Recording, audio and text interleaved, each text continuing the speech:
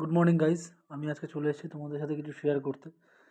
তো আমি আমার ওয়ার্কআউট চার্ট আজ থেকে 365 দিন যা হবে সব ডেলি ওয়াইজ 1 মিনিটের মধ্যে রাখার চেষ্টা করব। যা যা ওয়ার্কআউট করি, যা যা ডায়েট করি, যা যা কিছু করি, এই যে আজকে যেমন ভিডিওটা নিয়ে চলে এসেছি ব্যাক আর বাইসেপসের। তো এর মধ্যে কিছু ব্যাকে ওয়ার্কআউট আছে অ্যান্ড কিছু বাইসেপের ওয়ার্কআউট থাকবে।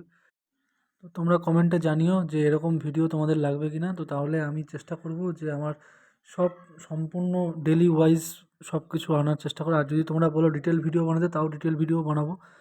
তো সাথে থেকো আর পাশে থেকো আর জমিয়ে ওয়ার্কআউট করো। ব্যাস এইটুকুই বলবো। আর এনজয় দিস ভিডিও।